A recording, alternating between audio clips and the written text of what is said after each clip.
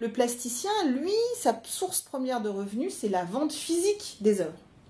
Et on s'est rendu compte que, suite à la vente physique des œuvres, se crée un marché, le marché de l'art, avec des acheteurs, des revendeurs, des ventes privées, des ventes publiques aux enchères, dont les artistes, une fois qu'ils avaient vendu l'œuvre matérielle, ne bénéficiaient pas. La nécessité pour les artistes de toucher un petit pourcentage sur les reventes successives des œuvres en vente privée ou aux enchères. En galerie, les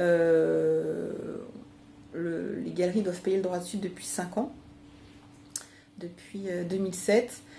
Et certaines, il est vrai, ont un petit peu de mal à franchir le pas et à... Voilà.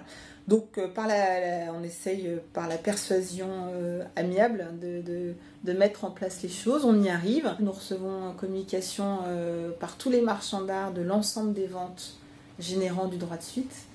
Il y en a certaines qui ne nous déclarent rien et c'est manifestement surprenant par rapport voilà, à l'assise qu'elles ont, à l'image qu'elles ont. Le droit de suite est applicable pour les œuvres qui dépassent 750 €. Le droit de suite, c'est comme tout droit d'auteur, il est proportionnel aux recettes faites par une œuvre. Et le droit de suite, en fait, chez nous, est pris sur le vendeur.